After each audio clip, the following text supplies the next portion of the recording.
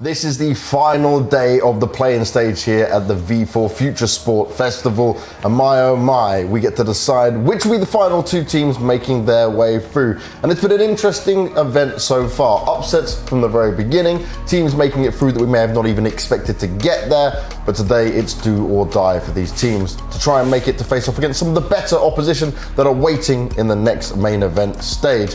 But you don't just want to see my face and hear from me this entire time. We want to talk about the other two amazing people to the side of me. We got Natu, we got Kasad, and Kasad's already got a little cheeky smile on his face. I know, man. I enjoy just watching your beautiful face. Oh, you know me all day. Are you okay? Are we feeling good? You know, we had the little gym session this morning. Yeah, it's a lovely day. Sun is outside. You know, I feel good. I'm gonna see some Serbians get on the bus and go home. You know. Of course. Janko is coming in today. Yeah, that's another lovely thing. So this is it, right? Janko comes in, the other Serbians go home. Yeah, I mean, just like you said, the rotation in the bus. There has to be a balance in the world. Yeah, That's fair enough. Janko is just worth about 3 Serbians. Yeah. So you're worth 2? We got a full team? 4. Oh, okay. Kasad's even more the then. manager, the assistant coach, the coach, everything. All the things you'd never have. Yeah, exactly. all the roles, you know, everything in there. Natu, how are you doing, my man? I'm good. Looking forward to, we're going to have the rematches from the first day, right, today. So in a best of 3 setting instead of a best of 1 setting, I think this is where normality will resume. The first day, we all remember, was all upsets all the way through the day in the best of 1s. So I think in this situation, we're going to be looking at, I think vengeance is one of the key words for some of the teams here playing today. Definitely. Yeah, definitely, especially for the Bulgarians against the Hungarians. That's like a Balkan kind of thing, you know. They've always been against each other, and Serbia was always in the mix. It's like, you know, luckily there is no Serbians playing against Bulgarians, but you know. That's not their coming in just yet, right? Maybe we'll get it coming into a future tournament, or maybe if they get to the main event, they go up against each other. But we're going to take a look back at the groups and see what we'd seen across the days so far. So for everyone at home, this is where the surprise really came from, right? Isuba, they're the first team to make it through. Then Enterprise have joined them. They've already got themselves to the main event. Ego and Whistler Krakow, they are eliminated. They are on the bus a long time ago. They won't be playing anymore. But we've got Sinners, ONYX, Hungry, and Fiend left to play up against each other. And at least when you look at some of these names, right, you look at the results we've had here, the 0-1s were surprising, but then we came to normality with the best of 3s. Yeah, I think the only one that's really been surprising, honestly, is the one that AGO went out in 2 games. I think I had higher expectations, at least personally, for them. Yeah, interestingly enough, I saw that guys yesterday morning in the gym. You know, they were just working out as a team, everything. Like, they were actually wearing their jerseys. I mean, they won't be using them anymore on this event, so I guess there's one way to wear them. But definitely we didn't expect AGO to be out of this event solely. It's at the last spot, and the other group as well, a Polish team. So the Polish bus has left the tournament. I mean, It's sad to see, but it is what it is, you know. You just need to play better. And in general, right, the Polish scene's kind of in a weird spot right now, you know. They've not really recovered in a big way. Get Michu in your teams, you know. Yeah, I don't know. He's there's individual players out there playing. You know, I've heard this guy of Diha is pretty good. Yeah, you know the one you picked up, you know, pretty good player too. So wait, what you're saying, Natu, is you are the reason why we're not got a solid Polish team, is right? So me, who's on EG, you took a couple as well, and then you just wrecked any chance of an actual Polish national squad. How do you feel about that? Or it's just a start of Ants being full Polish. Kurwa. There we go. Why not?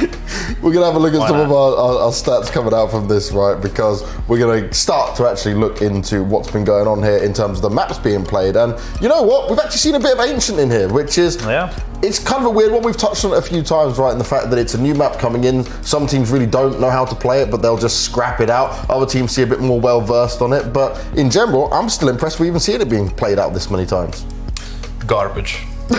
You hate it because the thing is, like, Ancient new map. I mean, teams are testing it out, see if they're good on it, whatever. Like, they probably felt good in practice, you know, or maybe it's a punish pick. But I'm surprised to see 0 vertigos. I'm really hoping that's to see 1 today. Let's say the ONYX Sinners game. I'm really hoping Sinners would be smart and actually pick it, because there's going to be a permanent ban from ONYX, which is Overpass, which could be like a super punish pick for them, and maybe we get to even out this map picks a little bit, because Vertigo is one of my favorite maps. Really? Yeah, definitely. Okay. It's a brawling map. Not a fan at all. Polar opposite opinions on this one. Ban as well. No, it's not. I'm just trolling. Well, if it's not, it should be. Maybe. I won't comment on that. Even with upgrades, though, you're not a big fan of Vertigo. Like it's been I don't know, updated, it's become more into. Yeah, I don't know. use. For some reason, it's like the whole concept of looking at a minute of people spamming smokes and throwing nades and that ramp. It's not like that. It's the Yeah, the map is just full brawl early on. We don't need to have like super defaults. I'm just gonna take middle and then I'm gonna make a mid round call, whatever. I'm just gonna go a little bit banana. Well, then that's with all the teams I'm Let's watching just go and fight. That's the thing. That's the only map out of 7. Please tell that to all the teams I'm watching playing it, because all I see is people camping out behind smokes and spamming the smokes at the ramp and waiting for things to happen. Oh, I got a lucky kill. Yeah, They're just a bunch of cowards. Kazar wants to just go straight in All for the the fight. teams, bunch of Natu's just cowards. watching it. Yeah, there you go. Confirmed. Yeah. Kazar confirmed. That's Yeah, the watch new way of Curio doing then it. on Vertigo. You're watching the wrong things. Well, maybe. Could be. Well, do you know what we should watch? Because we've been touching on this when the teams have had their walk-ins. We've been looking at the emotions and the hype and sometimes the lack of emotions coming through. So take a look at this.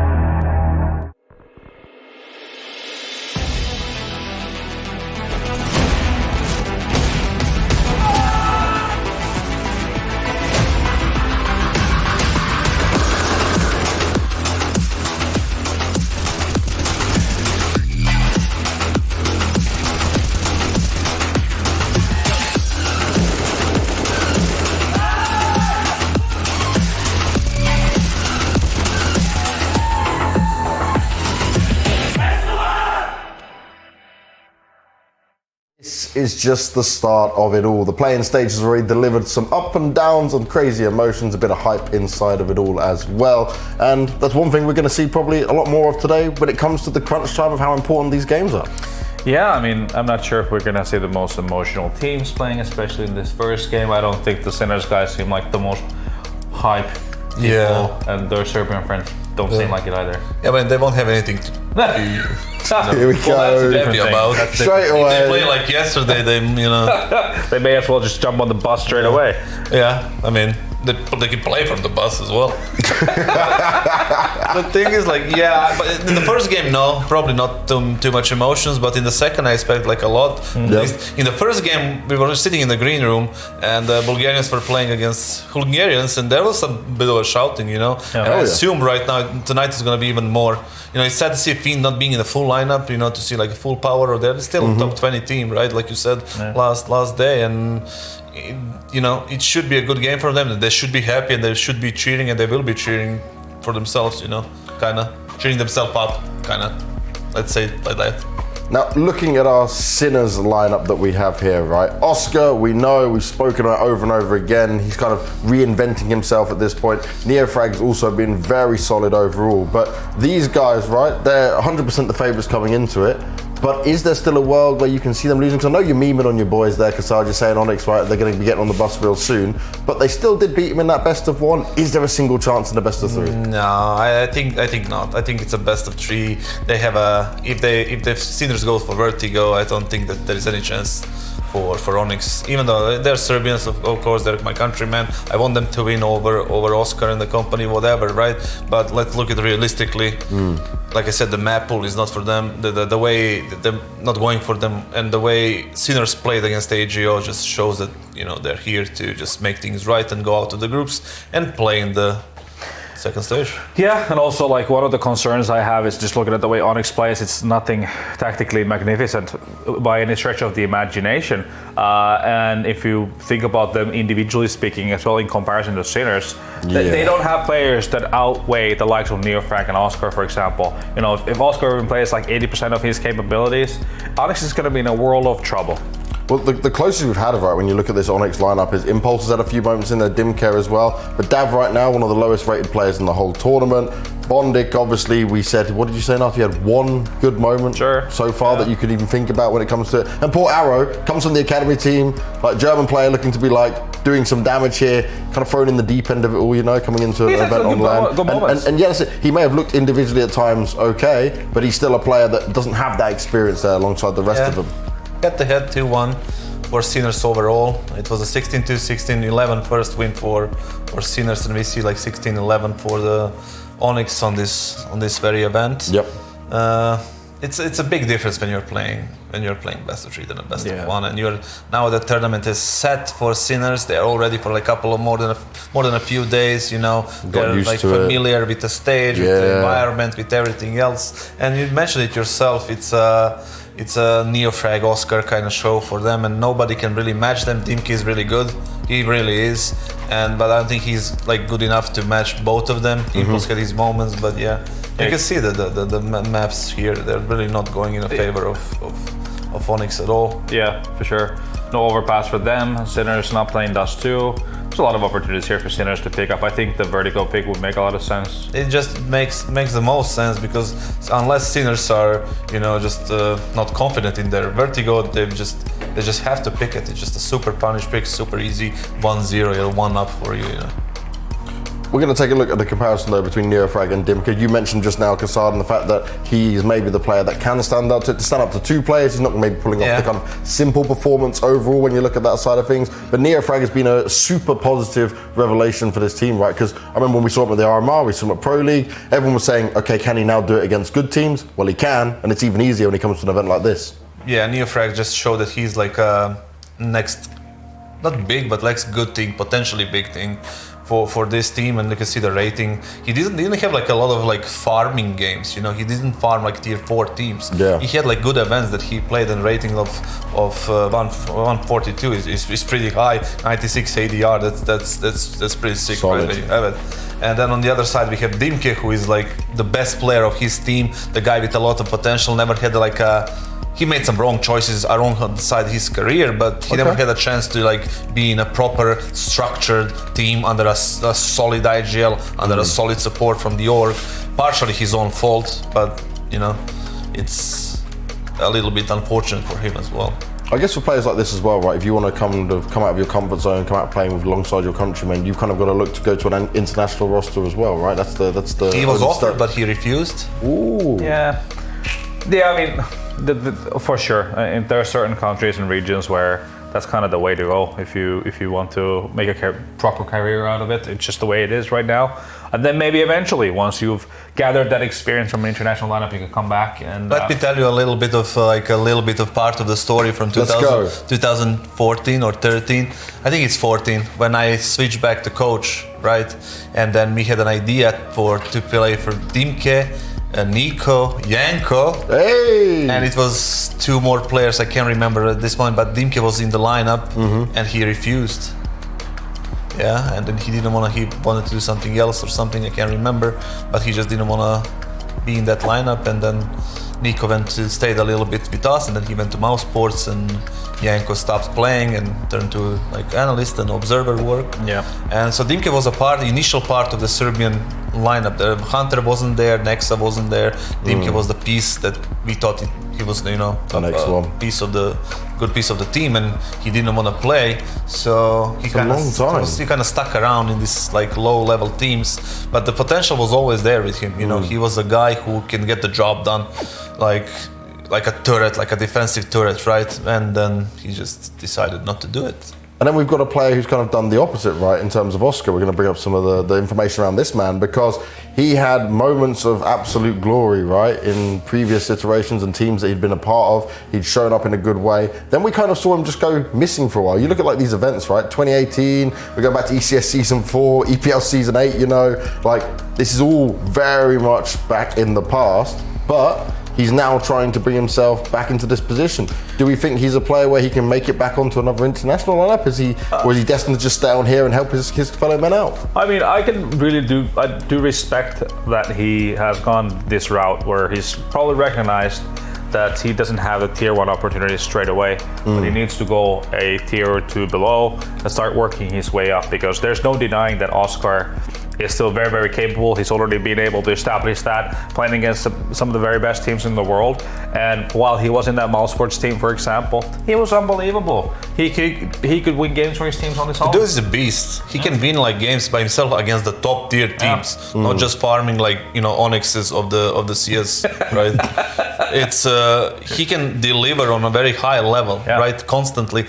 Like, I don't know, like, what's the story behind him, like dropping off or whatever, right? But he's still up there, and you asked if there is a chance. I think he deserves a chance for at least a year and a half or 2. I think that's what he has in the tank right now, depending on the motivation, obviously, and the how bad he wants it. But obviously, he does want it, as long as he's playing with a team that he wouldn't usually play. He like you said, he understood that he's not gonna have a chance like that very, very fast. So props to him. Anyway, it's a massive respect for the guy. What he did in his career, being in Mousesports for so long and winning all these things. It'd be quite interesting as well, right? If a team could potentially pick him and Neofrag up together, like see them go and go off to a team and bring a little bit of synergy into something else. I mean, or maybe they're who knows? Maybe there's a player in that region where they make 1 or 2 moves and they can. Stico, you mean? Well, that's a one player that's definitely up there, right? Yeah, it would be a great it's a good closer. Supportive element. And maybe that could be the elevating factor that makes them in the team that's in contention for like top 10 and so forth. Who knows? Or 2 of them going into another international team, Somebody in the team that doesn't have a lineup. Are you on the, you have the buying shoes on? Oh, of course, my wallet is just right there. No, but it's they're 2 valuable pieces, just let's leave it like that. You don't want to hype them up too much in case someone tries to steal your potential players away. They're so bad, guys. Do not get them. Meanwhile, is paging the agents It's like, how much can we quickly calculate this all together? Oscar going once and going twice. Because I was just here purely to scout out the players, right? And build this new roster of his. We're just putting this imaginary lineup together for you. So what we're gonna have: Bentet. That's why I'm here. Neofrag. That's why I'm here. Oscar. So that's 3. Who's your next 2? I don't know who's our next 2. Looking for Natu's advice. Jesus. Got a Finn you want to throw in there? No. Yeah, he's saving all for ends. He's like, I will build this back up. You do, yeah. You've kind of got a lack of fins now, mate. You know. You balls that up a bit, didn't you? Jeez. You got a player with a coach. You never know what the future holds. Yeah. Exactly. Come on. Hey. Future sports, V4 future sports. Yeah. There is a joke. Merging it all together. There is a joke somewhere. You're going for the low-hanging fruit again, mate. I mean, it's right there. It's on the table. It's right there. I love it. You two crack me up. Do you know what we should do? Probably bring in some of the teams, Should we just take a look at them? Yeah. See if they are going to be hyped and ready. You guys said that they maybe not be overall. ONYX is on the stage. Well, it's not ONYX going first. We're going to bring on Sinners. So let's see them.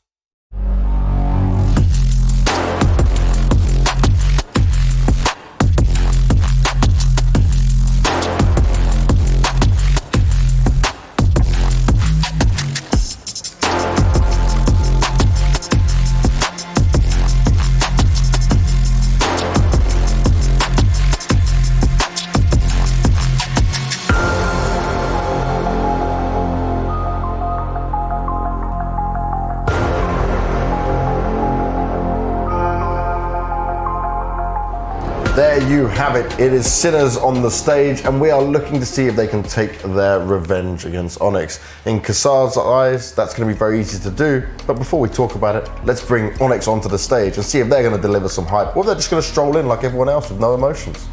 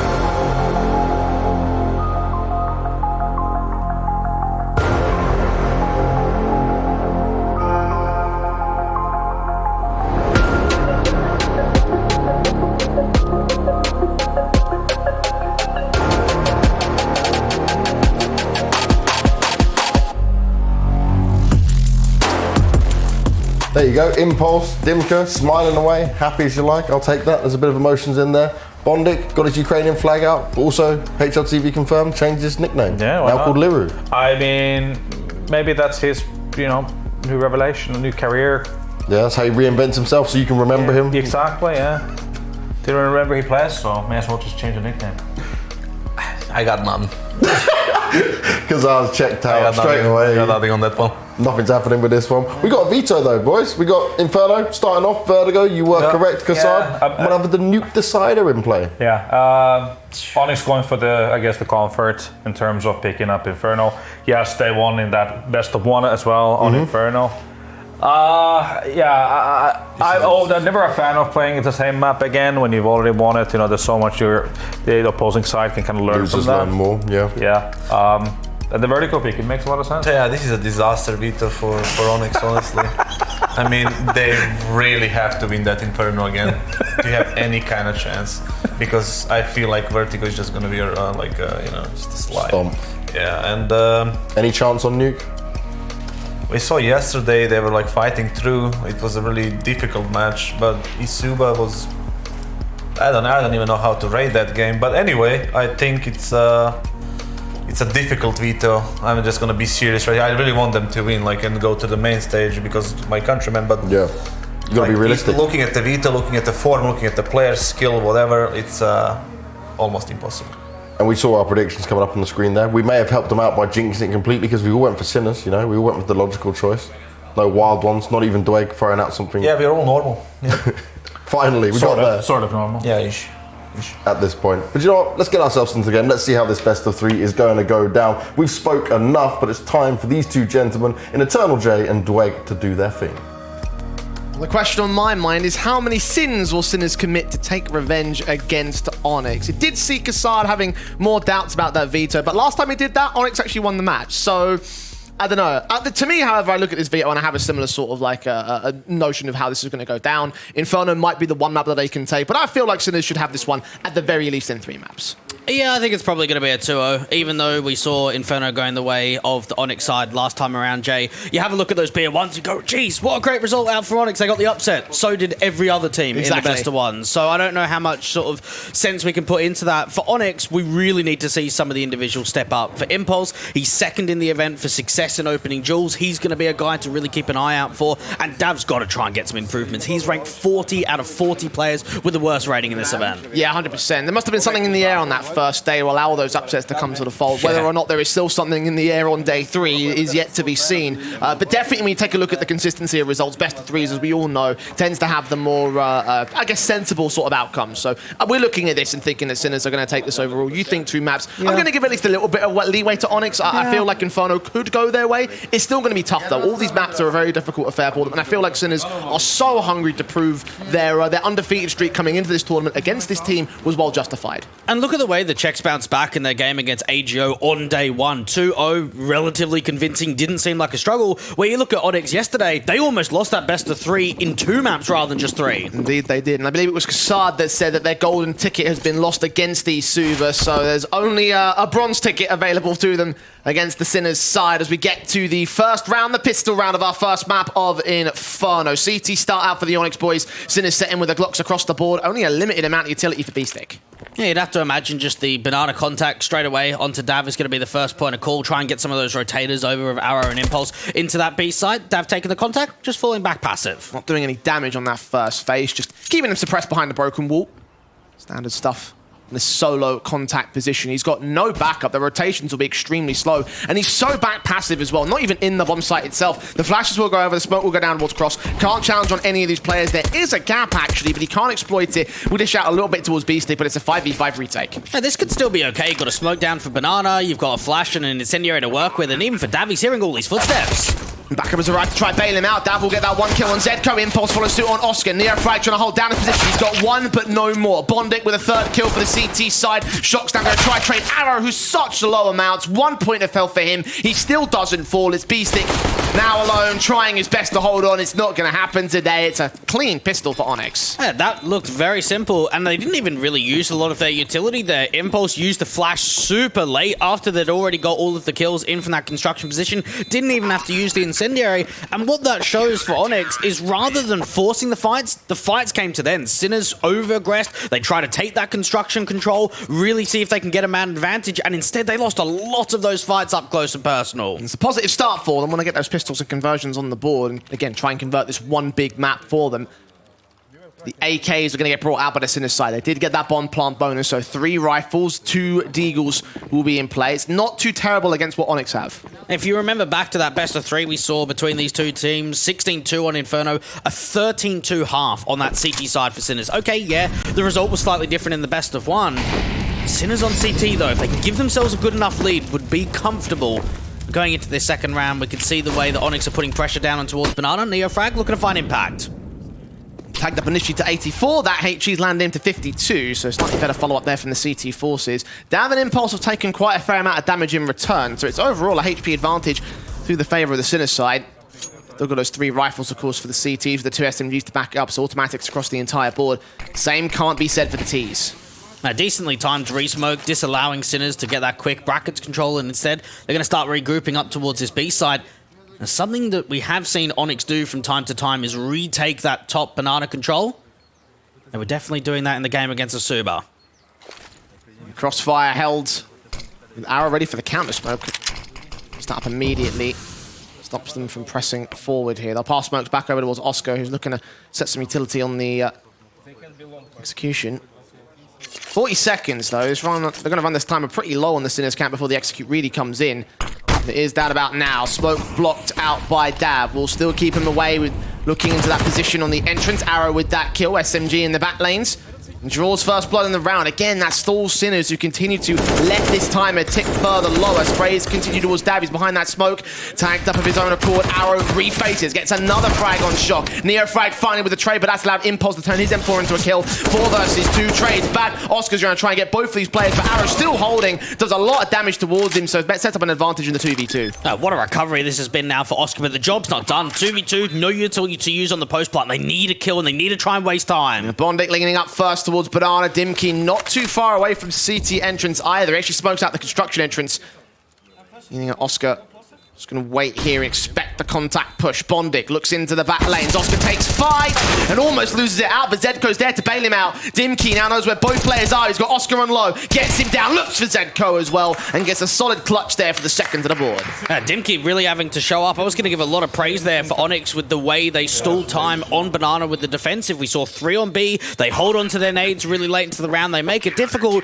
And then all of a sudden, what's going on here? Oscar's finding impact. Zedko's bringing it back, and you get yourself in a position where it looks like this round is actually winnable for Sinners. It comes down to their main man to win a 1v2 clutch to finally get it over. Knowing that the CTs dropped 4 players and they let a bomb go down to Sinners, you'd have to imagine the Czechs are going to buy again. 100%.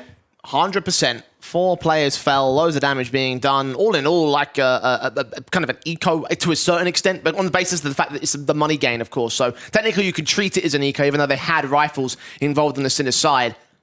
So plenty of economical damage being gained there. Value found in this round. Small tech pause for the Sinners before we jump right back into it. I think a player just DC'd from the server.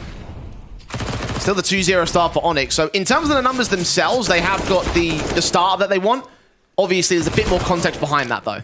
Yeah, very true. And for ONYX, they will know too. They've got Titan here. Yeah, they got a second round. They got a clutch together. Great, getting hyped. All the energy's there. That round could have been so much more clean. They could have had a lot more players staying alive. And Impulse with the AWP, he found a lot of success yesterday. Was probably one of the only players in that Asuba best of 3 that looked as if he was finding consistent form. He's going to have to really show up in a game like this. Indeed, there will be a force buyback from the Czech team. As you mentioned, Sinners have every reason to justify this. AKs on 3 individuals. Galil and Mac-10 also to play with. So slightly better by even from that last round by comparison. That loss bonus building up. The bomb plant bonus and all. Much more passive line from them, though it doesn't really need to get aggressive. The Molotovs will do their damage, and Neofrag swings for a second. Arrow had a smoke. He's playing right next to him. Top Banana. Why isn't that smoke going down? Miscommunication. Don't know what's going on there. And Sinners have got a 5-on-3. That was just so easy. This is already over. Like, B-side's completely open. ONYX are not going to rotate. You can see Impulse is backing up towards Pix. He knows he wants to play passive. This is already done. This is going to be a first to the board of the Sinners. It's just a matter of time before they peek ahead of the sandbags, look towards the site, get the bomb plant position, get the round, get everything. Not necessarily. The only way I can really see ONYX winning this round is if Sinners start rotating back to A. They've got a couple of kills at B. They don't quite know if there's been any rotations through spawn. If they do decide to make a late mid-round call and go back into the A side, that is at least a chance for ONYX to win the round. If they go B, there's no chance at all. They'd have to play themselves big time, though, to make that happen, right? Like, what would you justify to go towards the A side after you got 2 picks over on B? Well, yeah, we would normally say play the numbers game, wouldn't you? You go where you've already found the early impact and the early information. There could have been a way where ONYX starts slow walking gamble, rotate at B. Sinners are just going to work with what they've got so far, and ONYX just going to save, really. They make the right call at the right times. They put the execution smokes and the nades down just to make certain that nobody's out there. Yeah, just walk up, get the plant. Again, standard stuff for this round with those 2 frags coming in so easy. Kind of, as you mentioned, a bit of a mistake coming in from Dav and Arrow with the smokes out and everything. Miscommunication, miscoordination. I do have some worries about that going forward. Like, it's one of those kind of rounds where it does look awkward. If that continues to repeat, though, is where we have problems. Again, though, you have to remember Arrow's the stand-in for this event. So when he's in certain situations like that, the protocols aren't quite down pat. They haven't had that time to work together. You're absolutely right, though. When you've got him and Dav playing so close to one another, maybe Dav was calling, I don't need the smoke, because he thought he was in a gap between the 2 mollies, and instead he was in the middle of completely both of them. A fairly simple round for Sinners, and for them, that's now a chance to start building some momentum, knowing that the first real, I don't want to say rifle round, but the first force buy that actually has a lot of promise behind it, it's just, they don't even lose a player. And they get their first round on the board for it. Double eco status as well for the CT forces. The economy damage being done means that they probably have to force around in this next round. Definitely. Those 3 safe rifles are going to be very important to them. Yeah, it's going to make a big difference. And knowing that the economy state isn't great here for ONYX, you would probably imagine an aggressive move. A play down mid, a play down banana, something into the apartments. I know from Impulse from time to time doesn't mind making those aggressive duels in apps itself. They're going to bring a couple of SMGs and that AWP over to the B site. 3 SMGs in total here for the CT side. Neofrag again set towards Banana, only finds damage. Dav, the pick back through the smoke, 25 HP for him, and the flashes the smokes go back out towards Bracket. Meanwhile, the team's going to commit toward this. The jump from Zedko, it throws Bondic entirely off. B-Stick can get the frag for it to a 4 versus 4. AWP is close, but Blind, he's going to take a pop shot, miss it out entirely. Dimkey just above that smoke, can't see the T's just yet. The bomb should go down. He's got a bit of a linchpin angle, but he needs this backup to act. Now, gonna get re-smoked again just means that he's gonna struggle so much to even find a jewel. Engagement from Shock, wins it out, and they fall away. They're gonna save again, ONYX.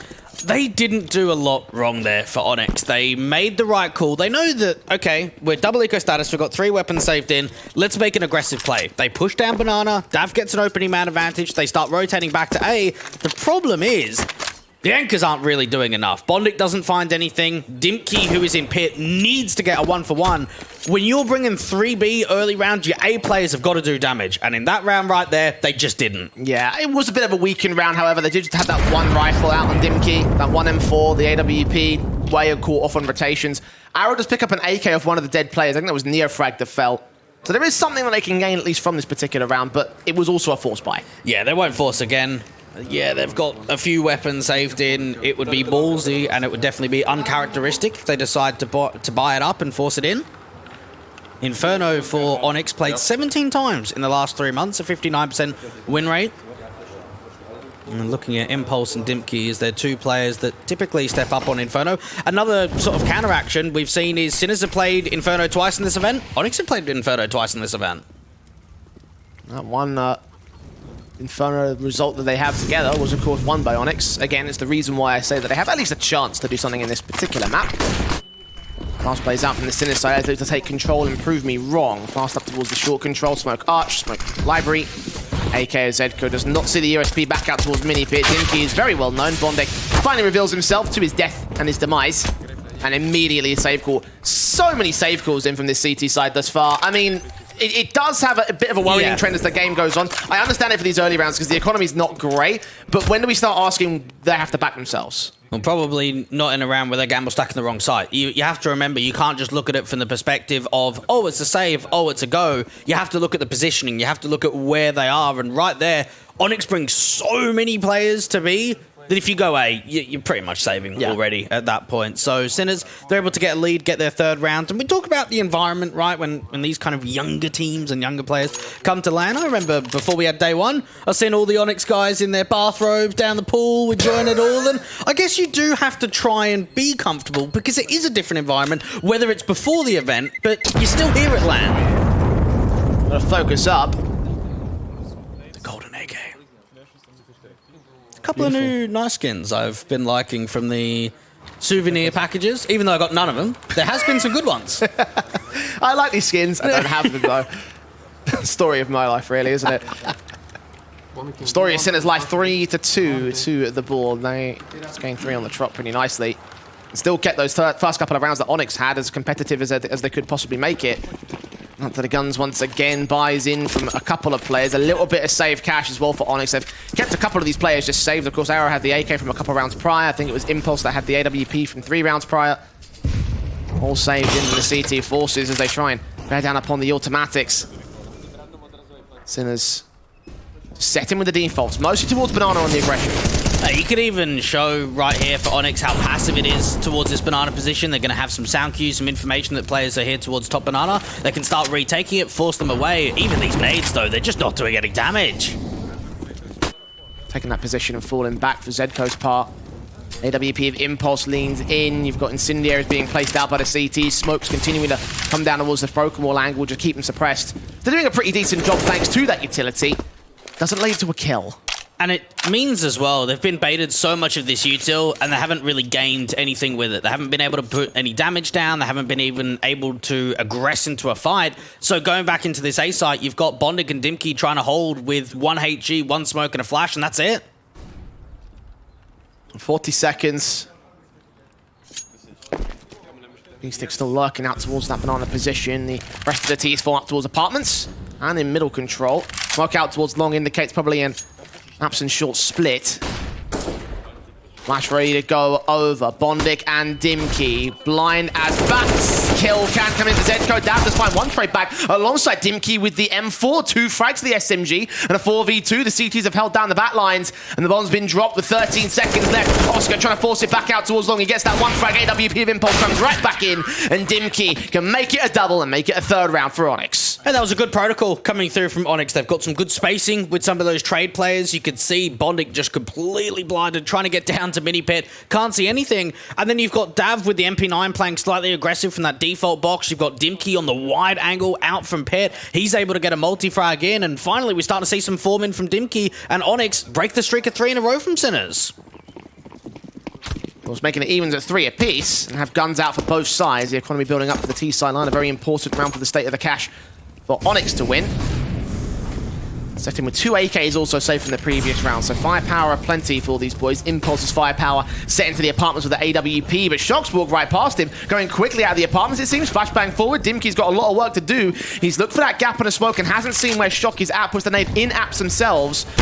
Spots in, still gets the frag. Yeah, they were very out of position, but actually able to capitalize on the opening man advantage. The pace is still continuing by the T's. Yeah, B-Stick Molotov out towards pit. I think he hit Graveyard there, though, tapping on towards mini pit. He's seen that one individual near frag, gets credited with the flag. Impulse with the AWP, finds only 1. Zedco doubles up by him and Bondic, and Dav turn around by Neo Frag the same. Well recovered there by Sinners. It felt like the defense was going to hold. Yeah, sloppy stuff from Dav. You've got to be winning that fight. Bring it back into a 2v2. That round is winnable. And now for the youngster of Arrow, how can he win a 1v3 like this? He doesn't. He will try, of course. Looking out towards the pit position, watching out the entrance to Graveyard. Slow walks, giving no information, but running out of time to make this retake happen. He's fallen away, backing away, out towards mid to save the weapon once again and concede the lead back to Sinners. Now, that whole round just comes down to the trading game. We saw ONYX winning that opening man advantage. Dimkey waiting for that lurk out from the app smoke of that single individual. That was Shock to be full. And then from there, Shock dies. Okay, 4 on 5. You start wrapping in from long side. A couple of players struggling. Dimki out from mini pit, isn't really able to find any more. One of the rotates that came through from the B site, it could have been Arrow, was actually sort of maybe just scared of aggressing through that arch smoke because there was so much pressure going onto the A side. Because I looked at that B rotation and it just took so long to get there. Those issues to iron out for the ONYX side. Tactical pause taken to try and do just that. Guess the right time to call it in, right? Pretty early game, down. They just had a chance to take over the lead again against the Sinners side, and they bottled it, even though they had a great defensive. You mentioned the sloppiness from Dav in that previous round. Yeah, that had to be a kill. And you, Matt, to, of course, mention the other issues that they've had so far in this one. Take a moment to iron those out because they have got guns back. Yeah, Sinners, it's all about now being able to lead from the front, hold on to this lead, bring it into more, see if they can actually start pushing ONYX into difficult situations, see if they can crumble the economy. So far, though, when we've looked at these rifle rounds, we haven't really seen that many shoddy resets or money being absolutely ruined. ONYX might be thinking about an aggressive pick from Impulse. It's mostly because ONYX have been saving all their rifles, right? So they have still been firepower to work with. There is context to the matter. I'm going to push the issue in the apartments for the time being. You see Zedko's again made his way all the way out to that long corridor, undetected. Impulse could get caught off. He does not go all the way around. His AWP leans in, and he actually catches Zedko. Well recovered. Even though there was a lot of noise being made, another great opening man advantage coming through from ONYX. And this was something against the Asuba side on that overtime and nuke that we looked at yesterday, where they actually struggled. They're in a lot of 4v5 situations. It seems like they've mentally reset coming into Inferno. They're winning a lot of opening picks. And Impulse is going to be a guy you want to watch out for in this series as well. His AWP has been pretty impactful. Of course, having the impact against Zedko, removing him from play. They've set at the behind the smoke angle, didn't see a gap there, just blind fired onto Shock at the perfect timing, a 5 versus 3. Bomb will get picked up by the AWP of Oscar instead. The blind fire from Dav almost gets another good kill, but not to be in this one. Bomb plant should be secured even though it is opened up. ONYX not going to blind fire again. They get away with at least the bomb plant, but the two-man advantage for the CT retake. There's a lack of nades to come through from the city side, and Neofrag tries to overextend, try and see if it can force a fight back. Suddenly Oscar and B-Stick in a very awkward position, especially that AWP being on 100 points of health.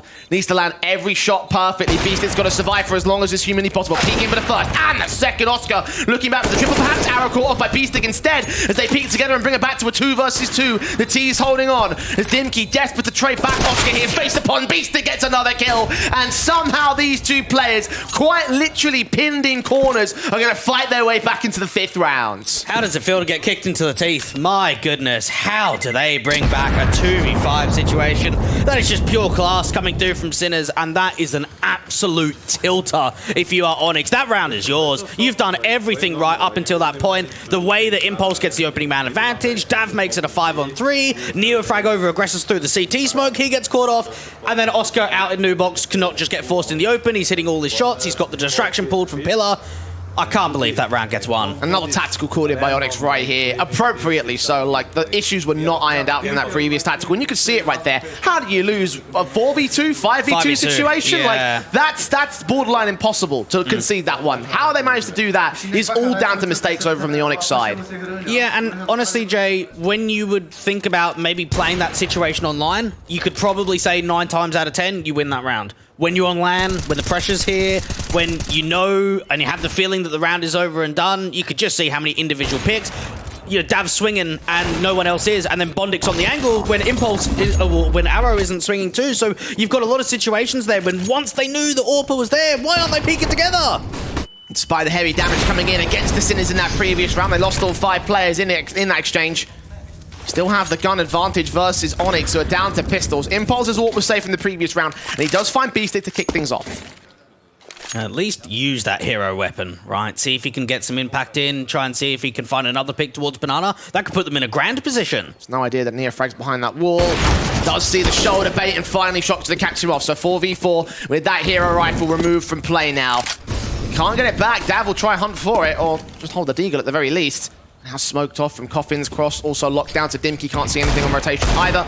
Should have access to the B site, maybe there's a bomb plant denial, but I highly doubt they'll be able to do much in the retake context. And that was just a perfect jiggle bait, wasn't it, by Zedko? Just being able to Shock, just being able to get that AWP, make it uncomfortable for Impulse to find any more, and for the pistols, you look frags from here.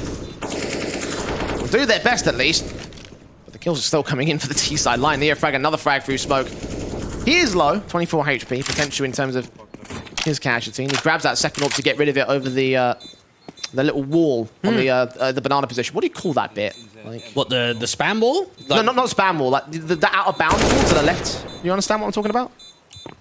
You have to show me in a second. From what perspective, the T side or the city side? On the T side, when you're walking up banana, that little wall with the railing that you can't get access to. Oh, yeah. I don't know, just a out-of-bounds balcony. Okay, there Something you go. like that, So yeah. throw the orb to the out-of-bounds balcony. Do you reckon it's got a name? There it is. That bit I'm talking about right there. You can often try and get like a boost over the top to try and get it, but it's difficult. Or a nade, or sometimes a pistol bullet. If it's close enough, you can actually stand on stack and still get weapons back, depending on, again, positioning. So it's not the most ideal position to throw a weapon away from, but it works. You get some funny things with bomb blast too, don't you? Every now and then, I've seen weapons go from first oranges right back to city spawn, and someone's there with the USP. Oh, here we go, free AK. Have you seen that one GIF of what was it? Standing back at the setup spokes towards A-Site Mirage. Yeah, it just flies over the map. Yeah, the nade down, just drop it, and it flies over towards spawn. I think it was. I don't know. Anyway, that's by the by. Back into the matchup. Dimkey, Shock, and B-Stick back and forth for the trades. It's the T's that come out on top once again. ONYX trying to fight themselves back out of this position, but Bondic can't do much out of Apps. He peaks ahead of the game, and Shock makes him out of the game. This is just getting frustrating now for ONYX. This is a round where they try all-out aggression. They peek in from apartments, they peek in the second mid, they pick down mid, and no one's winning their fights. This is now a 2v4 situation. Oscar with the AWP posted. Dav needs a massive multi-killer B, and at least that's the start. Frag found on Oscar. And down, smoke up. Crashing for Neo frag, so he can't see anything. Dav and Impulse siphoned off from each other, separated on two opposite sides of the map. At this point, it's basically round done. Well, they gamble stack it here. They realise 2v3. If we stack the wrong bomb site, we can save our weapons, buy into the next round. If not, let's give ourselves the best chance possible, because if we split bomb sites, we're not going to win. They've gambled A, our Sinners have gone B, so regardless of the gamble, still not going to win the round, unfortunately. No. But you're right about that. Like, if they held separate bomb sites, if they had themselves siphoned off and had Dav not adjusted to go back towards the A site, that would have given absolutely no chance for them to take the round itself. So the right call in this context, it just didn't work out for them. And not to rip in or be too negative, but it is sort of Dav and Impulse. If it was maybe an Impulse or a Dimkey, you could maybe look at it and say, oh, splitting bomb sites might find a little bit more success. You play with what you've got, and they decide to go for the gambles. I feel for ONYX, because they have had quite a few gamble stacks here on the CT side, and they have just been misread completely. Yeah. And I don't know if that comes down to the readability or just the luck that has come through for Sinners. It just feels as if they're not quite reading the information, they're not making enough info plays, and they're stacking bomb sites, coin flipping, hoping that they're going to get run into. Well, the common theme, I think, is the fact that they've always stacked A. I don't think they've stacked B that much at all. Now, they had one round, I think, where they brought 3 early round to Banana, and then even with that, they still lost the round, so yeah, that could be a reason why. You think, too, that they had a good start in this half, and now it's starting to fall away very quickly. Not looking great for ONYX. Sinners up 7-3, 4 rounds the difference. And this was the one map where we said, okay, if there's a chance for ONYX to do anything in this series, it would be here on Inferno. It's not quite working out that way. Pistols in, 5.7, CZ, P250. 2 save weapons for Impulse and Davs. You would expect here, they've just got those 2 rifles, and that's going to be the basics of the entire setup. They do put it to good effect, though. Again, Dav's going to peek out, and again, he's going to find the opening start. Yeah, the opening man advantages have been great for ONYX. It just comes down to the capitalization on them. The Sinner's now starting to put some pressure and some nades up on short side to get some brackets control. Impulse leans in, or back towards Boiler. Frag on towards Shot, that's 3 players standing. Zedko finally gets a trade in for the Sinner's side. Where does it go from here, though? They think apartments is clear. That would be a bad assumption to make, because Dimkey's peeking ahead. 5-7 catches Oscar, and this round becomes very doable now. That's a great timing, and even Dimkey's just stuck in this Boiler position. He needs to try and fight with the NWP. His shot missed out second time for Dimkey. Zedko almost gets that second frag on Bondic as well. Looks out towards long, where you've already seen Arrow rotate. Meanwhile, B-Stick starts working in towards Banana. Sees that one individual. Jump face from Arrow's part does not catch vision, does not catch a kill. The CT is going to continue pressing on towards short position. They've seen nothing here towards brackets. Do they assume it's clear? Can Zedko play Cubby to perfection? It all just comes down to a matter of timing. If he's able to get enough of a distraction pulled from B-Stick, he could swing on the angle and catch both the players sleeping. He spotted out an info. He hasn't seen anything in brackets. And retake that position. Dav's going to catch him with his head looking the wrong way. Beestick will try to recover it, but he's made a lot of noise giving away all the info. First frag in the round for him. 18 seconds. AWP at ONYX set and ready. Molotov should burn him. He's going to go down. Beestick has brought it into a 1v1. Oh, what a perfect molly going in place. And now it comes down to the youngster again. Arrow's got to step up. AKVAK, and Arrow's going to step up indeed. Big clutch for him, and he's been impressive so far in this tournament. Not the top guy for ONYX, but again, remember, he was part of the Academy side coming into this event, so him stepping up to that kind of fashion is massive. And that whole round right there was actually very winnable to come in from Beestick. Great molly placement onto the AWPer into the back of sight of Bondic, who has struggled when it's come to Inferno so far. You could just see the initial contact that Impulse is able to find with that man advantage, how Dimkey gets a good timing aggressing out with that 5-7 to get them a 4-on-2 and just try and stay alive, waste as much time as possible. ONYX. Now they deserve that. They worked hard in this round. They really did. Good stuff. Especially from the opening kills of Dav and Impulse there. Really setting that up to, again, use those hero rifles to great effect. 7-4. Recovery for the CT forces as Sinners try and walk their way into the defaults. Out towards mid once again. Yeah, Impulse, you'd have to imagine, is going to get smoked or at least flashed off angle. Dav with another opening man advantage. Impulse striking it long. Well, you criticised them earlier in the clutch scenario, but now in these last couple of rounds, they've been the players that have found the opening picks here. Out banana, out mid. Shock and Neo frag to full respectively. Beestick also tagged up in an exchange, so big start again for the ONYX side. And negative 31 KD differential in 4 maps to come from Dav in this event. Right here on Inferno, he's making a lot of high impact plays. Minute left on the clock. Zedco just hoping for an overextension here at bracket. Same thing for Beestick. I don't see anything though. The CTs are aggressive, but not that aggressive to give up a mistake here. Arrow jump face and look for info. He's going to call that into Dav as soon as he hears a pop shot, catches information. It's going to be a kill. Another one pouring in for the CT side, a 4-on-2 scenario. Backup can also counter-rotate. They've seen the bomb and it's backup, so they have all the info to work with. Impulse to hold down the mid to cut off the rotations. This is the perfect setup for the CT side to take here. Can Sinners break another 4-on-2 scenario? I believe it was 5-on-2 with that early trade back, but with Arrow dropping Beestick, it becomes virtually impossible now for Zedco. Yeah, just try and see if he can do damage from this point on. Dimkey thinking about aggressing through that CT smoke. Bomb gets tapped, does draw out the fight. ONYX get up to 5, and that round right there, a lot of things go right. You see Dav getting flashed over towards that half-wall position. He strikes first. Impulse is blind up on long. He's able to get a pick with the AWP. And for Sinners, they need to start thinking about, okay, how are we taking banana control and how are we dealing with Dav? Because the last, 3 or 4 rounds in a row, he has just continued to find impact in that position. Tactical pause called in by Sinners here. I believe they're first of the game thus far. They had one technical earlier. Yeah, they have looked solid ever since those first couple of rounds. This is the first true moment where we've seen them sort of lapse in form, if you will. A couple of good rounds there for the ONYX side. A moment to figure things out, readjust their strategies here. 2 rounds to the difference. They're still in the lead. It's a case of defending that. Yeah, knowing that it could be quite streak-based too for Sinners, being able to get a couple of rounds towards the end of this half is going to be important going into the second half. Yeah, definitely putting more pressure and more of an intent towards this top of banana position is going to find them more success. Arrow out onto the site. Molotovs in, smokes go down. Got double nades up as well towards sandbags to try and drive them away. Counter nades into the CT side will do out more damage towards Beestick, so the counter aggression from the CT side evades damage and gets not a kill start, but a damage start that Beestick probably won't be too happy about. And it seems as if ONYX have got an opportunity of retaking top banana, or at least putting some retaking nades down of a smoke and a molly. Flash over the top allows Sinners to gather this entire map position. I like the aggression in the apartments that we haven't seen a contact with just yet. Crossfire ready. Impulse catches a pixel. Tag through the wall. Shock. Probably not expecting that as well. We gave the tiniest little overface, the tiniest jiggle, and still ended up falling for it. Now the T's charge in.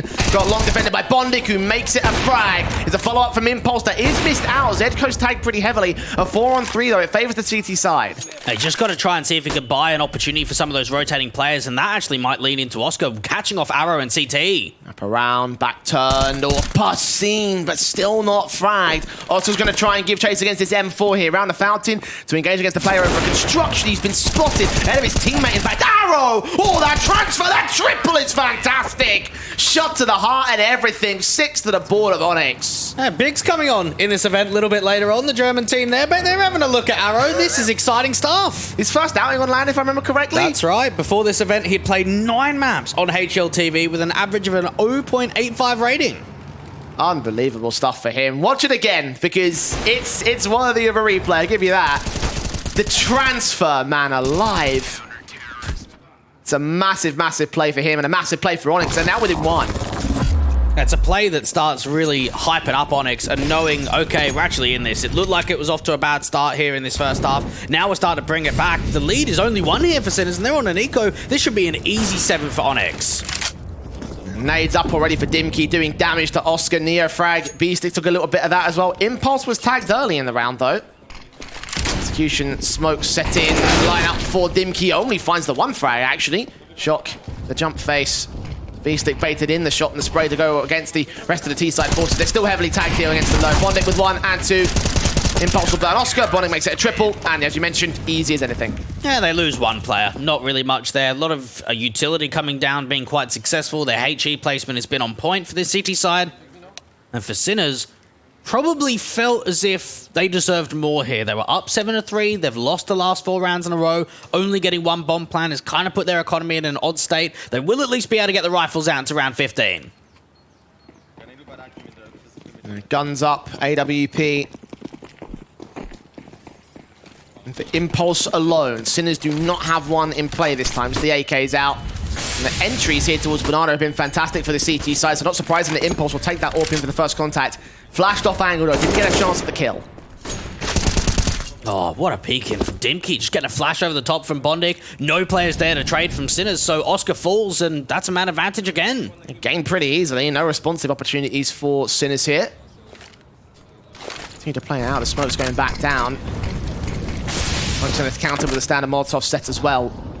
So pressing up towards that top of Banana position. Gap in that smoke towards brackets. Meanwhile, Beastic's going to hope someone aggresses, but they're passive again for ONYX. Now, you'd have to imagine they're going to go in towards an A-set piece. They've got no lurk in Banana at all. Everyone is pretty much regrouped up in brackets. The only lurk they've got is Zeko in the apartments, and he's got a strike onto either Dimkey or Dav. Utility at the ready. Set up the smokes towards this long side. Again towards Arch. The first one will go down. Smoke out towards Balcony.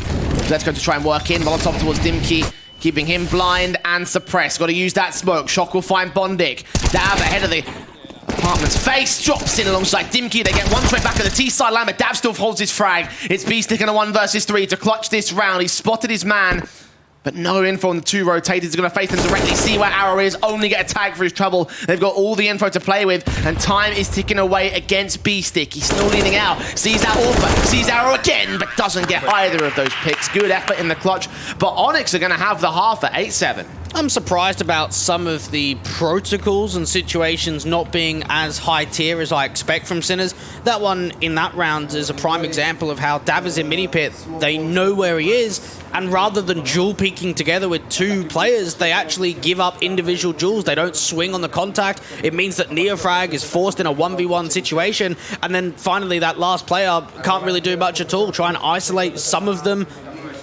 Expecting more from Sinners. Still got their second half to go here, and probably the better half in argument for them. CT side. T-side was still played particularly well, and for a bit there they had a lot of control. It was only after a couple of tacticals that ONYX really got themselves together. Sinners, meanwhile, couldn't adjust off the back of their own tack. We have a look back against the polls of AGO, the 35th best team in the world. 10 rounds on T-side were able to get gained by Sinners. This time around, only 7.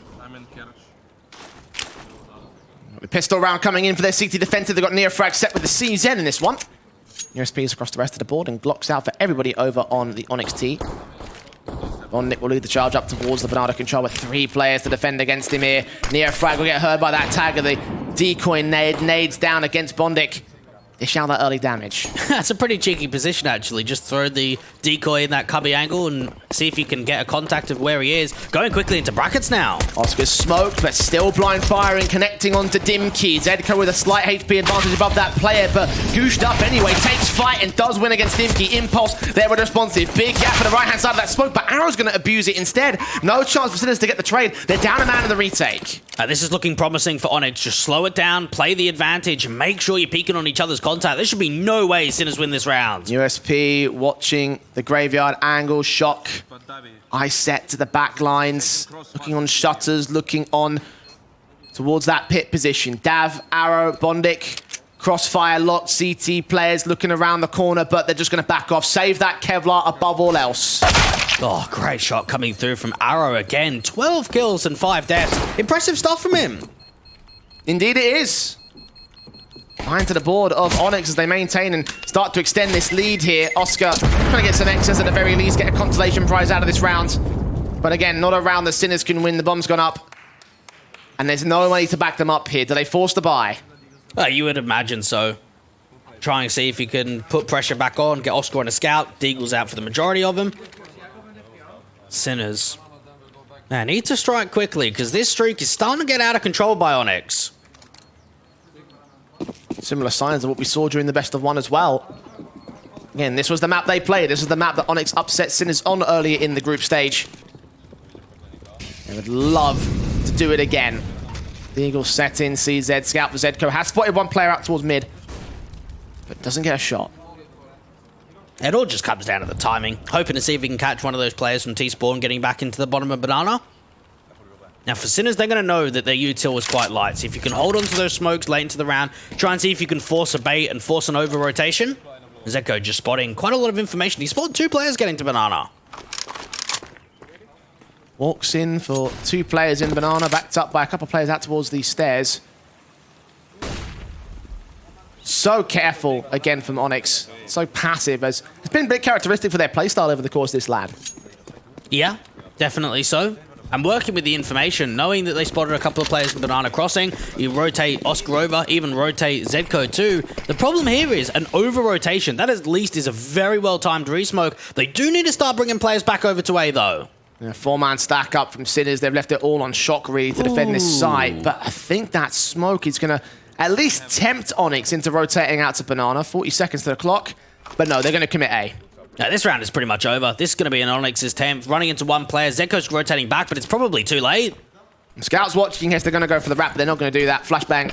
Head of the short control. Smokes down. At the library and Archer's position. Shock backed up towards shutters. Shots ringing out from the scout. Again, trying to look for some sort of damage. Tag up from Shock once again. Just sandwiched in. Trying to get at least 1 frag as Zedko through the smoke. That does find Arrow. Further blind shots connect onto Dimkey. 12 HP though, he's alive. Bondic is as well. He's taking near a frag or not. Now Bondic's down, but still 3v2. They've got to make a decision pretty quickly whether they go for this or not. Bomb planted towards the back of the site, and it seems as if they're not really that interested. They've got to start getting away in quickly. Dimkey and Dav have at least been tagged up. No major recoverable weapons other than those upgrade pistols, and again, that MAC-10 for Oscar. So just hold that into the eco round, which Sinners are about to have, and give a little bit extra firepower to them, automatic weapon and all. Dimkey has also got to escape pretty far away from the site, because he is on low HP. Might go up with the bomb. He's not fast enough. I think he's going to be able to escape, however. So 10 to the board, 3 players alive. Didn't lose any major AKs in that exchange, so ONYX 2 thumbs up right now. They now lead by 3. And for Sinners, it's time to be a little bit concerned about where this one could go from here. Yeah, probably concerned for a while, honestly, Jay. ONYX have really turned things around from their best of 3 yesterday. They picked Inferno up against Asuba. They only got 5 rounds there in total. Their T side, which they started on, only managed 4. It wasn't until they went into the second map that they took it into OT to at least force it to a third of Mirage. No. Right here, though, it seems as if they're hitting their shots. They're being able to force over rotations. And this streak around is 7 in a row. They're looking great. ONYX locked on. Scouts out as Zedko will get caught. First Arrow with a fast play in as the main forces forward. Impulse will get Neo Frag next up with a second kill. The Deagle of B-Stick just can't hold on. It's easy pickings for these pistols. Good effort there with the scout involved, but it was never going to be a realistic chance for him to get anything in this round. See what Shock and ONYX can do. Maybe exits, maybe not. Hey, you're looking to try and capitalize on opportunities, or at least create them. And in this round, you know you're on an eco, you know you don't have a massive amount to work with. So, okay, let's try something aggressive. Let's put some impact towards this banana position. They get rolled over, and ONYX get up to 11. That they do. 4 rounds the difference. Sinners have the guns out. That's going to be their big thing. Oh, Bondic signatures. Haven't seen those in a while. Yeah. But yeah, again, this is all going to be about the rifle rounds. That's what Sinners are mostly focusing on. Pistol conversions out of the way, done and dusted. And now comes the real challenge for ONYX. Yeah, Sinners. You'd have to imagine they need some of these players to step up, because what we've seen in these last 6, 7, 8 rounds or so is just the individuals not quite finding that impact. Oscar only on 8 kills. Neofrag, the second highest rated player in this entire event, Jay. 1.42 rating over the best of 1 and the best of 3 they played previously. He's 9 and 12. We need to see more from him. Not ideal, to say the least. Shock also being low. That's 2 players that run single digits versus the 1 over from the ONYX side. So right now, all those players are really going ham. Finding their rhythm on Inferno. Maybe there's something about this map that they've counter-stratted on the Sinner side. Been able to turn up that best of 1. Maybe it wasn't quite as great against Isu because they had another counter-strat. There's a lot of potential in terms of why that map went awry yesterday versus why it went well for them in best of 1. Right now, it's going well for them. But again, Sinners, M4s across the board. 1 Mac 10 still in for Oscar, though. Yeah, this Mac 10 can't expect to do a massive amount. I like the way that they're utilizing Shock to rotate over early round, drop all the nades and go back to A. Make it so that Neofrag and B-Stick have got a pool of nades to work with. ONYX, though, seems as if they're going to start the approach back into brackets control. Smokes up, out towards long. Shock suppressed. Counter smoking from Oscar in the apartments. Try lurk in the midst of it with that Mac 10. Probably the best position for it, this very close quarters combat. Spray through on Bondic, just going to wait for him to give up a bit of information or sneak past each other. No, they're right ahead of each other instead. Oscar and Bondic have absolutely no idea. Okay, now we've seen him. So clear shot to the head. Man advantage for Sinners. And even another pick coming through from Shock. Things getting out of hand. And for ONYX, they've just got to commit with this. They need to continue going A. And tags up, doing minimal damage to the CT side as well. 20 seconds, they have to commit now. They haven't got time for rotations, and the blind fire still gets close for Zedco. Flash off the door, sees 1 player in the axe position. Oscar sees 1 player crossing the site. That's Dav to full. Impulse going to make his way out. His teammate's going to get overwhelmed. He gets overwhelmed the same. Oscar with another frag. A triple for him in this round, in the first round of the CT board. That's the Sinners we really want to see. Oscar getting up close and personal with that Mac 10. Probably the best position you could play that over on that A site and find impact straight away. Yeah, Bondic on the other side. It's a bit comical, but it's what happens after that. Yeah, the man advantage comes in. Look at the shutdown. Oscar's able to go over to that AK. He finishes up with another couple of kills after this one. Poor Bondic. He had no idea until the very last second. If only, if only. Mac 10 doing so much work in that context. Very important kill in that particular position. Sinners back on track with an ONYX tactical coming in here, Dweg. Just realizing the streak of rounds is now over. We need to bounce back quickly. Something that I have seen from them quite a lot over the course of this event on T side of Inferno is they don't take the map control early round at all. So this is now an opportunity to try and catch Sinners off guard, do something they haven't done before, try and have some more aggression towards that area of the map, and it's probably something that Sinners are going to look at as a weakness to exploit over the course of this second half. Still sitting with the CT rifles mostly. AK's picked up on 3 individuals, though, for Sinners, so a lot of firepower to work with for this next round. Of course, the rebuy will come in for the ONYX side. The CTs facing passiveness. Now ONYX are back to the standard defaults, except for this banana control where Dav is going to try and push ahead of the game. Doesn't quite land his frag yet, neither can the CT forces. It's nades back and forth, and Neofrag barely escapes with his life. It's such a shame there that neither Beastick or Neofrag have a HE at their disposal in that position. He has to go back towards CT spawn and get the nade. The job's pretty much over now. There's no way he's going to be able to get that HE kill. So both Neofrag and for Dav are incredibly low, but have not been traded. A minute on the clock. Slow walks in towards brackets. 3 players to deal with here. The Sinners have their defensive line locked, and Shock is ahead of those smokes. Once again, stands towards Library and Arch, but Arrow still wins that fight. Oscar now alongside Zedko, the counter utility, and Zedko gets wallbang headshot by Impulse past the broken wall. Oscar suddenly alone, and Backup is so far away. He's got to do this on his own. He will get bonded, but the bomb's going to go down. Neofrag on 4 points of HP. How much support can he realistically provide? Oscar might not need it though. He's got himself another frag, a double up to a 3 versus 3. He's going to burn though, forced out in the open. Oh, he wins against Impulse as well, but finally the trade is in, and it's Beastick for the clutch. Even with Oscar doing as much as possible, it now comes down to the in-game leader to win the 1v2. Face ahead of the smoke as it clears. Arrow spotted, burst up for the M4, looks at the corner, wins it out. Not checking Graveyard though, and Dav can survive at 6 points of HP and around to the favor of ONYX. That's a great clutch coming through from Dav, and they're so spread between one another that they can just peek on the information play. Dav swinging to look back into Moto, easy pick onto Beastick. And that whole one right there, you just feel for Oscar. He does so much work in that pit position. It's not enough. You just thought that they had it all. Not to be in this one. A 12th to the board of ONYX. As again, they maintain their positions here. Shots on from Impulse, gets Beastick, kicks things off on the right foot once again for the T-side line. Walk out for Arrow. Oh, he gets another great kill. 5 versus 3. This is looking fantastic. Sinners really need to try and show up if they want to find a way back in here. And even for Arrow, he's waiting for a mistake, waiting for Oscar to overextend. ONYX put themselves in a good position because there's so much time left. They've still got all the util. They've got a double man advantage. So just slow it down. Try and see if you can force an over-aggressive pick. Because of that, it means that ONYX are really just in a position to find their 13th. M4 looking down the corridor. Minute 2, the clock still. Watching in for Dimkey as Bondic with his Galil out. Start facing Shock. Watches Boiler. Zedko watches Absolutely still can't win the fights here. 2 left standing. Orp M4.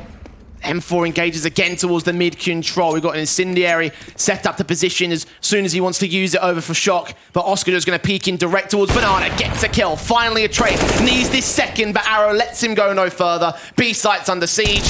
Shock could get out 1 trade, but that gives all the information they need. What a beautiful trade coming through from Arrow, and that just shows confidence right there. As soon as Dav falls, the bomb gets dropped, and hey, there is just a swing instantly in from Arrow. Not even worried about that duel, and Bonnic's going to be able to catch off Shock. That's the 13th. Sinners, I reckon they could be done here on Inferno. I just do not see much of a way back in from them. They have not been able to find a lot of success in the second half at all, and ONYX are just all over them.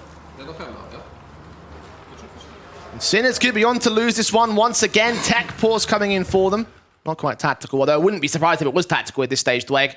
They're starting to lose the plot a bit. Yeah, they are. They're having some difficult times of getting individuals fired up. It feels as if for ONYX, there's a reason why they continue picking into Inferno. We saw it in the best of 1. We saw it against Asuba. And even though the results were either very strong or very poor, they've got confidence in this map to pick it again for that 3rd time. And just knowing 3 rounds away, to think that there is a possibility in a best of 3 to qualify to the main event and move forward into the tournament, that ONYX might not even let Sinners get up to double digits. That is very possible with this stage. Remember as well, it was their CT side where they were just completely shut out. Or ONYX did the shutting out on their CT side, I should be more specific. You would have thought as well with Sinners going up to 7 on their T-half, which is they only got 4 rounds in their last T-half during the best of 1, that would have been enough for them to set this map up to the victory. That's not what's happened here. Where do we go? What do we do? How do we play ourselves out of this position? That must be the conversations that will be happening in this camp once the tech pause is over. Because that is the question. That is the big question. Yeah, and Inferno is definitely not a poor map to come out from the Sinners side. They have played it 14 times in the last 3 months, 57% win rate on it. They don't pick a massive amount of Inferno. They still play an Arrow, having a bit of fun. He's played well this map. He's really delivered. He's enjoying the limelight, his first LAN out and all. Yeah. He's having fun with it. Got every reason to smile across the entire ONYX board. Like, nice big cheesy teeth as well. Love it. They're having fun right now. And every reason to be having fun here for these guys. They're in the lead against a team that they shouldn't be in the lead against. Inferno seems to be such a solid map for them. Don't know about that, mate. Well, in the context of this rivalry. Again, don't know about that one. It was a 16-2 for Sinners last time. We can... Okay, fine. We can debate that, but... There's no debate. But they won it on LAN. Yeah, in a best of one. That's a very small sample size. What we know, at least for the ONYX side, as the overall picture, is that Inferno is decent from them, no matter who they play. So that is something we have to consider. When you have a look at the sample size of one map against another, it's difficult to get judgment. If we were maybe in the second stage of the group stage when the invited teams could come in, we could have a little bit more of comparison, really. We can't at the moment. Well, I'll give you another point to my favour. Go on, then. They're in the lead. Yeah. 13-8. That is true. And only 3 rounds to get the map in their control. Sinners, Pistols, Deagles, P250, Julies out for Neofrag. Flashes with nades down. This should do some damage or not. Actually bounced off the wall. It was a little bit more acute than I thought it would be. Those counter nades instead for the CT side, they catch off Dav. And they're going to look to try and take this banana control now, see if they can get that AK picked up. Look at even noticing that Shock has got a kit in this round. So they've actually not only invested with the upgrades, they feel as if they've got an opportunity of doing some more with that. Smokes on towards long will suppress the CT forces. The smoke towards Bracket's entrance will be disappearing. I think the long smoke should be disappearing in a moment of time too. The gamble stack looks good. Yeah, 5 players out here. 1 off site, 4 on site or in pit. And Macton Adimki will be the first player to face. Sees them, or at least sees one of them. AK out of apartments of Bondic. Takes firefight against one individual. Molotov's down to Neofrag's angle. Or burn away at default. It doesn't force a rotation though. They're still going to commit. Well, they know there's 2 players on A, so there's a chance that they can split into City Spawn, bring that bomb over to the B site. If they make that call, that would be the most perfect read, because that A stack is so heavy. At least they're going to start rotating a couple of players over. They've got the 1 first of B-Stick, and Neofrag starting to go too. And finally, ONYX considering this one. Damage being done to Bondic. What happened there? Was that an AWP shot from Impulse that accidentally connected to him?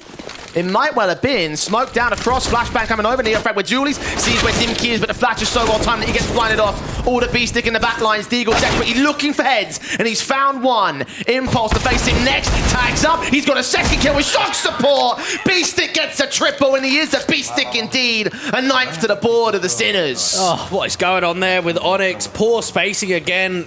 Isolating 1v1s, and eventually it gets to a point where B-Stick stays alive for so long at Nubox, they're already starting boosting players up for the flower pot. So eventually, yeah, you might be able to get that kill onto B-Stick. There's just CTs everywhere after that. A 4th and final tactical pause called in by ONYX. Fighting their way back out of this. They've still got the lead. They've still got, I think, a buy on the table, if memory serves me correctly. It's a moment to really think about this as well, because that was a big round for them to win. They shouldn't have won that on the Sinners. ONYX did bottle it. Yeah, you're very right about that one, Jay. That individual out from Nubox, B-Stick having a huge round, and it's definitely one to get excited about, knowing that there's a way back in now. Otherwise, you would have been looking at an 8-14 down scoreline. Let's have a look at some of these Deagle shots again. Notice too, Impulse is pulling the distraction over, and Arrow's already looking towards CT just because those rotates come in so quick.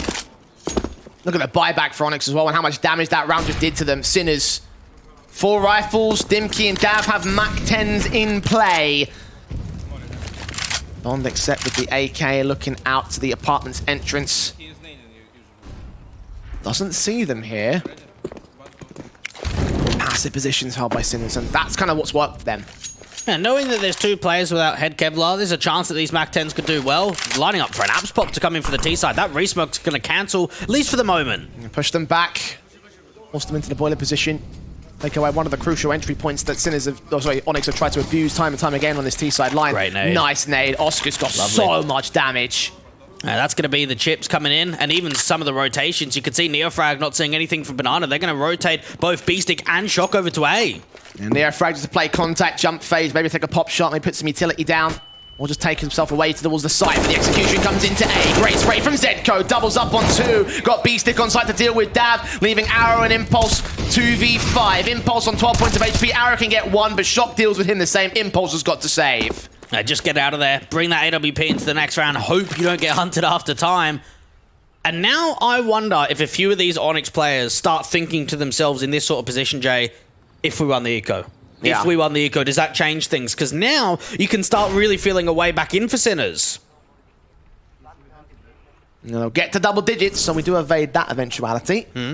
That reality and that timeline, I guess you could say. Yeah.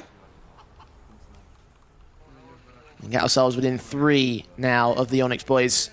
Sinners. Very solid round as well. AK's picked up across 2 players. I think Neofrag can find another one. Lots of dead bodies littered out towards that short position. So yeah, 3 AK safe in this next round. A lot of firepower for Sinners. And because we saw all of the best of ones being upsets, it means that really those winners matches, whoever didn't win in Group A and Group B, which is the likes of Team Hungry and of ONYX, it's a missed opportunity, because that is really your best chance possible of trying to get into the next stage of the tournament, knowing that all of those upsets came in into day 1. Now all of those teams are dropping down into those decider games where they're going up against top competition.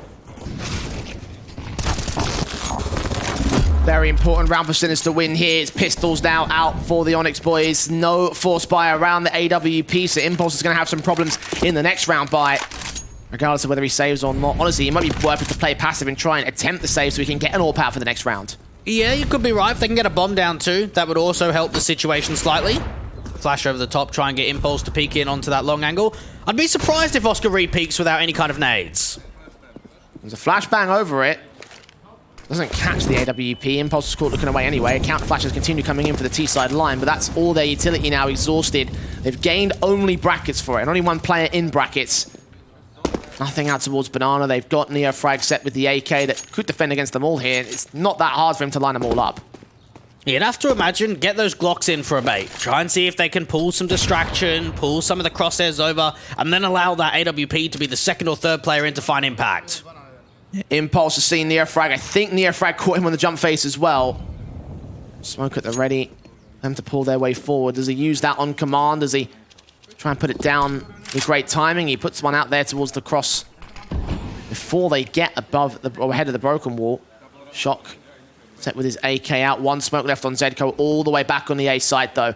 Double run boost in. This could get interesting. They've whiffed 1 player though. Arrows alone. Neofrag can mow them down, as can Shock. At least the AWP comes up with 1 good trade, but Shock has made it a 3K, and all the eco pistols are clean up. 2 to go to equalize. And the economy is lopsided for the T side. Yeah, Shock had a perfect opportunity there of dropping that AK, going for a double AWP setup and giving it onto him, or possibly even Zedco. We do know that Sinners have a few players on this team that don't mind being that hybrid secondary AWPer. They opt against it. They keep the T-side weapon instead. 2 rounds to separate again.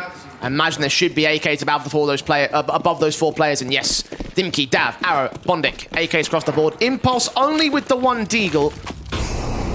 Smoke set in.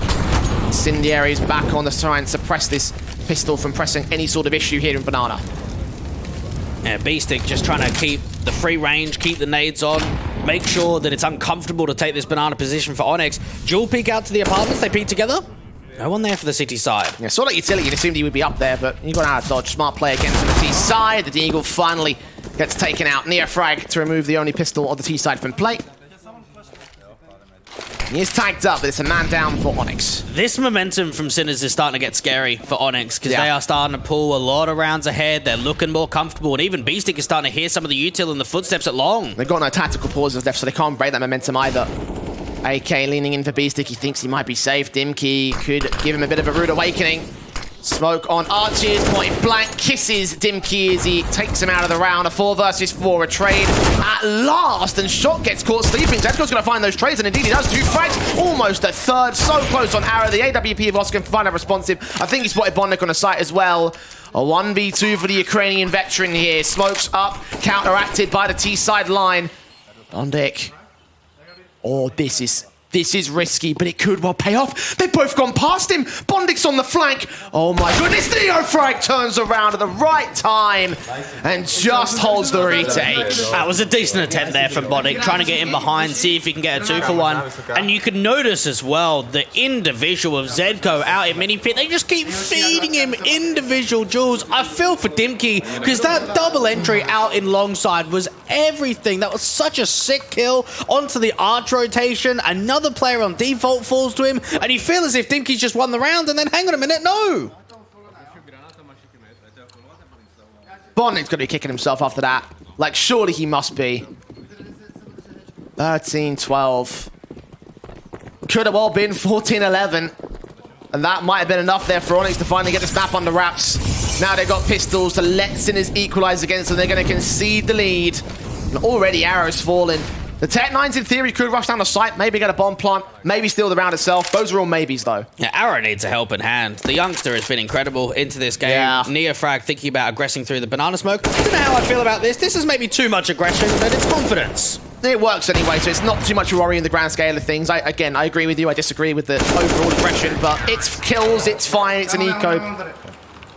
It's a round for the Sinners again. 13 all, ONYX.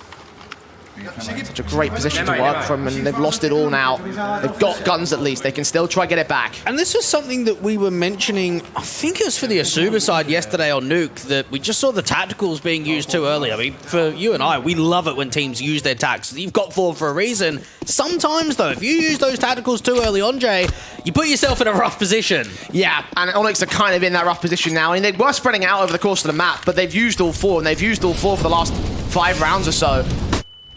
They're all out. They can't take another one. Nades on. Damage done in minimal amounts, actually. That nade looked like it was so close. But Arrow down to 93. Impulse down to 92. It didn't do that much damage at all. And Impulse is waiting for a jiggle, an overextension towards a stock banana position, and they just cancel the boost. More damage being done by the nades. Neofrag looking for more. Yeah, slightly better, but Arrow still above 70. Flash ahead. AK can find 2. He doesn't get either of them. Back up from the third man. Arrow finds the trade. I don't know how they got away with that. Oh, he's whiffed it. He needed at least one in that one and thought he had the contact. Moved over to the second player. So much damage done to Impulse and Arrow. Didn't even find a single pick there. Rotations out towards that B site as a result. 2-2 split from the Sinners. They've got B-Stick and Oscar on the defense. Smokes down to the cross. M4 will not see anything. ONYX set up the execute. Oscar's got another smoke and an incendiary to put down. ONYX are going to have a tough time getting into this B site with the time already low. Flash is over. Incendiary set. Oscar going to get forced out of dodge. B-Stick have it back at New Box. He played his position well with the pistols and the Eagles earlier. Flash now comes over. A third man tries to join the fight. B-Stick has seen what's going on. 4 HP for him, though. He can't really stick with a fight. Shock's going to come up, and that's exactly what he does. With B-Stick getting one more frag on the way out. It's Impulse, however, with the trade. Shock's fallen to a 2 versus 2, and the bomb can get planted here. Oh, Oscar's seen him. He knows that Dav's out towards his new box position. They don't have an incendiary to force him into the open. They don't have an HE to find Impulse either, so they've got to do this the hard way. Time ticking. Diffuse kits on both players. They smoke off. And flash in. M4 will take first phase, and you can see Oscar, he's so ready for Dav to swing, and he gives up his life. All important. Impulse, the bomb's planted to the back lines, he's smoked off, he can't see them coming. Oscar's hearing his footsteps, and he peeks ahead, blind fires, does not connect to the Deagle, keeps him suppressed, and Impulse just can't win this round. He can't even win that one fight, switching out to the M4, desperate to get this frag, but he just can't do it. Sinners struggle to gain it, but they now have the lead. That play speaks volumes of the experience that Oscar brings. He knows that as soon as that bomb gets caught, that Dav is relocating to that new box area, and he plays it so patiently. 2v2, they smoke off Banana, they make it difficult for Impulse, they can't work off one another. Flash over the top, Oscar's holding that angle for a good 10-15 seconds, knows exactly what's happening, and for Dav, he's like, come on, why is he still holding the angle? He had no choice but to peek, I feel like. So much pressure in him. I mean, in theory, he couldn't have done so more. Maybe he could have stepped back there, but that would have given them so much dominion over the site. ONYX might be in trouble now. They've got another buy, but the economy is completely wrecked. If they lose it, it's 16-13. And it was 13-8 when they lost that eco round, Jay. Not even the rifle. Is that 6 on the trot now? Yeah. That's going to sting even more for ONYX as well. Oh, disaster. Zedco, Sat Quad. Does burn a little bit, so gives away the information. They flash their way forward, and Dimky can find that kill. Shock however, set with the M4 for the trade. He needs to get one of them, but he just gets gooshed up. 81 HP, Dink down at 81. Forced away to the side. Yeah, not a crazy amount of damage coming in. Oscar still just trying to play out from this A side. Needs to try and back up his teammate. Both players flashed off. Oscar struggling to reposition the AWP. Scope didn't hurt. They still take a dry face. Dimky caught for it. Oscar's blind now. Shock to engage top of the box. He can't find Impulse, and B-Stick will fall the same. Oscar still in the corner. He can't get a trade. Neo Frag in a 1 versus 4 as they just capitulate on the A sides. Great entries coming through from ONYX, and it started with Dimky out from that brackets position, realizing a sound cue of the quad player falling to the molly, or at least taking some damage, swings out, finds that first connection, and even the flashes are just on cue. Oscar in the site just can't see anything. And the round streak has been broken. ONYX back to 14 apiece, and still hunting for this first map in the series here. God, this has turned into a battle in the late game. Battle of wits, a battle of skills, a battle of strategy. And neither side has come up as definitive favorites for it. Neo Frad's going to try to go for exits. He's got a nade on him. Oh, he could do so much with this. I don't think it's going to do enough damage, though. Bomb. Yeah, the bomb's planted to the back line, so they'll be fine. Yeah, if the bomb was planted default, you'd be in a different situation there, and you could really hype it up. The bomb's planted to the back wall, so yeah. It's trying to see if one of those guys is low HP that you can drop one. Not going to happen. ONYX, that was a round that would have felt like a lifetime that it hasn't come at all. Sinners still probably in the better position, knowing the deficit that they came back from, knowing that they had a good streak of rounds, they've only lost one. This is now the opportunity for them to bounce back quickly. And knowing the economy state as well. Like They could wreck them. I think there's a lot of cash available to them. Not for ONYX if they lose the round. No, for the Sinners, I should say. Oh yeah, heaps of cash for them. You've got another buyback into the next round for it. If they win this one, though, ONYX are the ones in deep, deep duty. 3 ground on a couple players, but hundreds to minimal thousands of dollars across the T side line. Dav's the player on $750, and he's been tagged to 35 already. Oscar watches that long entrance, hopes that Bondic is going to give up his life. A quick B-side exit coming through from ONYX, really starting to get the pace up. B-Stick only finding one. Zindio down from Neofrag. Meanwhile, Bondic strikes on Oscar. Can he deal with the second player? No, he can't, but it's still a firefight from the individual, so Bondic knows what's going on here. Knows that Shock's been cut off the rotation. There's a backstab out towards mid, meanwhile, and Shock's going to win out the fight to Bondic, so 3 versus 3. Now Zedco's position becomes very powerful. Yeah, this backstab is going to have to come down to everything, and so far for ONYX, they don't have anyone in Banana. They still haven't even got the bomb down. Smoke onto Cross. Still, Zedco peaks slowly, and the AWP does get forced away all the same. Arrow. Well, check stat. Flash in. Zedco doesn't need it. Arrow still blind anyway. Good kill. Back to a 3-on-2. Sinners having Neofrag up close, but Dimky has the AK to do one better. So evens we go again. Tag out damage to the Zedco, Shock, and Dimky in this one. Dimky in particular on 34, but Impulse back to Dark. Hits his shot. Needs to hit his second. That's exactly what he does. It's map point for ONYX. Hey, that was such a change in variation out for the ONYX side. There's some quicker pace behind them. They go quite quickly into that B side. They get the 1-for-1 trade onto B-Stick. It's Bondic's play really out from long, which is everything into that round. He catches Oscar sleeping on Arch. He's able to pull the time, slow it down in from Shock, and it just meant that because the CTs were slow late to rotating into CT spawn, there's more comfortability, and Impulse really delivers out in Dark. And the tactical pause called in by Sinners. ONYX may have used all theirs a long time ago, but they still have, I think, at least one more in their back pocket after this. And again, they've got the money basis. They have a fallback plan. They have a safety net. They're going to invest into this round, and it will still be pretty strong. We'll see the specifics of the buy in a short few moments' time. The Sinners right now. You mentioned how they're at the advantage. You mentioned how they're the ones that are in true control. Yeah, I don't know about it now, though. That is a big round to come through from ONYX. Impulse with the AWP really stepping up in that last sequence with a couple of kills. One more to go for ONYX, and the only chance that Sinners have of going even further in this map is to bring it into OT, and we're seeing some SMGs in for a couple of players. Still got the guns out. AWP for Neofrag leans in first, sees 2 of them, takes a pop shot towards 1, but comes out with none. Do the maths, it's not a great start for Sinners. Yeah, that was high-risk play for sure, and unfortunately doesn't even pay off for a pick before falling back. Luckily enough, he doesn't really get tagged up at all, and it allows ONYX to now start taking that Banana control back, start having a couple of lurks in from second mid and from the apartments. Look at the util too for this Sinners side. They really don't have a lot at all. Nice long nade there from Neofrag. It's not going to catch anybody, though. Get out of dodges, ONYX. Walk up towards the mid position. Got 2 players on long and apps. The defensive line for the Sinners side. Smokes up, M4, Zedco takes his fight, Arrow can win it. All-important kill, 5 on 4, going to be gained. Bondic up close against Shock, and Shock can win that fight to trade. Get upgraded to an AK. Zarro's on the site, though. There's no other CT to defend. That's going to come down to the retake, and you have to imagine for Shock with the AK now getting picked up, he's got to try and find some more impact. Impulse is still alive with this AWP. We saw what he did last round. AWP v AWP battle, but a smoke comes in at the right time. Oscar peeks ahead of it, and Impulse finds his frag. Advantage now for ONYX, and Impulse is looking for more. He's got Shock in his sights. He's got a double, almost a triple beasting. SMG shot the first fight, Dimki trades it. Can't quite double up. Neo frag is on 19 points of health, though, and time is ticking too far away. I don't think he's got this clutch, and indeed, Dimki can close it for a 16-14. It's ONYX taking map 1. They got the job done. That's the bottom line. Yes, you can start thinking back at that they were up 13-8. They lost the Nico. It looked like things were down in the drain. A few rounds in a row towards the end there, and ONYX, they take us into a second map with a map victory for them. That they do, and you were saying 2-0. I think the Desk was saying 2-0 as well. I understand that perspective.